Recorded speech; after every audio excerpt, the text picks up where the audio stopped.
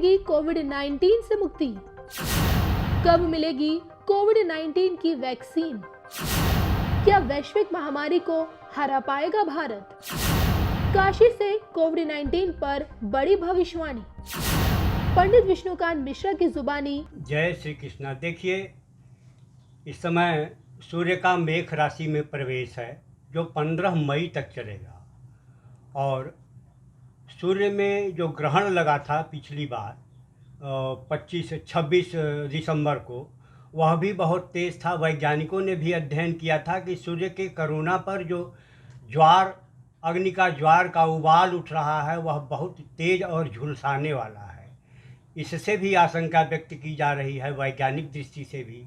और इस समय मकर राशि में शनि का, बृहस्पति का और राहु तथा प्लूटो का ये जो संयोग बन रहा है, दशा अंतरदशा के आंतरिक अंतर्द्वंद के कारण महाविनाश की एक परिभाषा रची जा रही है ग्रहों के द्वारा, जो भयानक विनाश लीला को अंजाम दे सकता। देखिए, भगवान ने, श्री कृष्ण ने गीता में स्वयं कहा है कि मैं कालों का भी काल महाकाल हूँ। यदा यदा हि धर्मस्य ग्लानिर्भवति भारत अभ्युत्थानम् अधर्मस्य तदात्मानं सृजाम्यहम्। तो भगवान बार बार इस धरा को, इस सौरमंडल को, मनुष्य को, प्राणी मात्र को पुनर्संशोधन करने के लिए, रिहेबिलेट करने के लिए अवतार लेते हैं। और भगवान, कुछ लोग कहते हैं कि इसका अंत कहाँ होगा, कहाँ जा कर के यह कोरोना मरेगा, कब शुरू हुआ है। मैं बताऊं कि यह एक ही रोग बार बार अपनी अवस्थाओं को बदल करके आता रहा है। हैजा, प्लेग, चेचक इत्यादि में भी यही रोग अपने रूप को बदल बदल करके आया है। अब भगवान कहते हैं न रूपमस्येह तथोपलभ्यते न अन्तौ न चादिर्न च संप्रतिष्ठा। तो कैसे जाएगा? अश्वत्थमेनं सुविरूढ़मूलम असंग शस्त्रेण दृढ़ेन छित्त्वा। काशी में कही गई है कि सटला त गैला। तो इसलिए सटने से बचें। यह छुआछूत की महामारी है। अपने घरों में रहें, संयम से रहें, आचार विचार का पालन करें, तो शायद हम लोग बच जाएं। जैसी महामारी विश्व में फैली है, जैसी विनाश लीला विश्व में चल रही है, आज भारत कम प्रभावित इसीलिए है कि हम लोग का लाइफ स्टाइल जो है वैदिक परंपराओं से मिलता है। हम लोग वैदिक परंपराओं का पालन करते हैं। नमस्कार उसका पहला उदाहरण है। इसलिए सावधानी हटी, दुर्घटना घटी। समझिए आग का दरिया है और लांघ। देखिए, बम्बई, दिल्ली आदि जैसे महानगर जो हैं, फिलहाल बम्बई में तो 15 मई तक कोई संभावना नहीं है कम होने की। महानगर और भी महानगर जो हैं भारत के, वह भी जद में आएंगे जो अभी तक नहीं आए हैं। इसलिए इस वैश्विक महामारी से बचने के लिए असंग शस्त्रेण दृढ़ेन छित्त्वा, असंग रह करके इससे लड़ना होगा। छुआछूत की बीमारी, पहले चेचक में छुआछूत की बीमारी है, सब लोग जान जाते थे और घर में ही मरीज को लॉकडाउन कर दिया जाता था।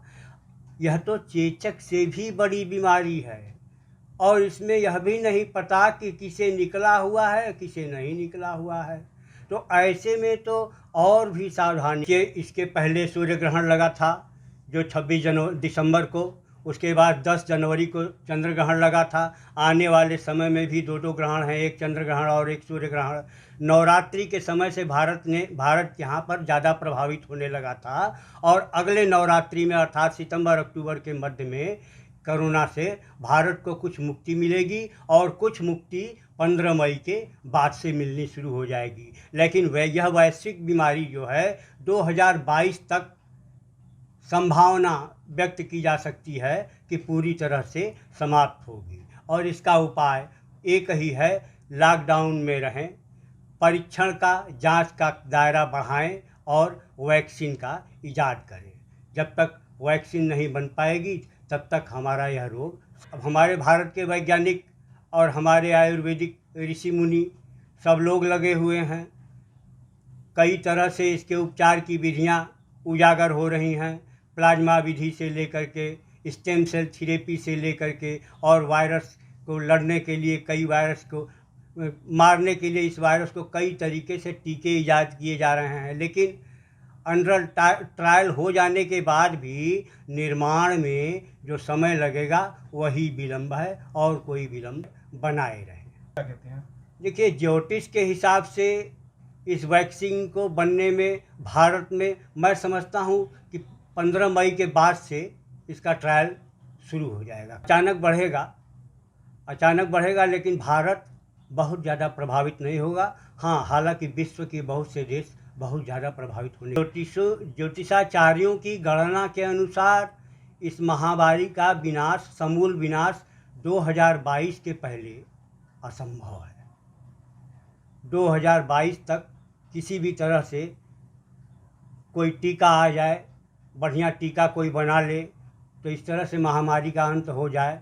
लेकिन जिस तरह से यह व्यवस्था चल रही है, लगता नहीं है कि 2022 से पहले। मरीज भी जांच कराने में कतरा रहे हैं, सोच रहे हैं कि हमको ले जाएंगे, लॉकडाउन में ले जाएंगे और हमें 4-5 दिन तक बंद कर देंगे, टेस्ट के नाम पर परेशान कर देंगे। इसलिए बहुत से लोग छिपे हुए हैं। जैसे जैसे जांच का दायरा बढ़ता जाएगा, वैसे वैसे छिपे हुए लोग बाहर आते जाएंगे, और जब तक पूरी जनसंख्या ज्ञात नहीं हो जाएगी, तब तक इस महामारी का विनाश असंभव है। साथियों, कोरोना संकट ने अपना सबसे बड़ा संदेश, अपना सबसे बड़ा सबक हमें दिया है, हमें सिखाया है, और एक प्रकार से उस रास्ते पर चलने के लिए हमारा दिशा निर्देश किया है। और वो रास्ता क्या है, वो दिशा क्या है? इस कोरोना संकट से हमने अनुभव में पाया है कि अब हमें आत्मनिर्भर बनना ही पड़ेगा। बिना आत्मनिर्भर बने ऐसे संकटों को झेल पाना भी मुश्किल हो जाएगा।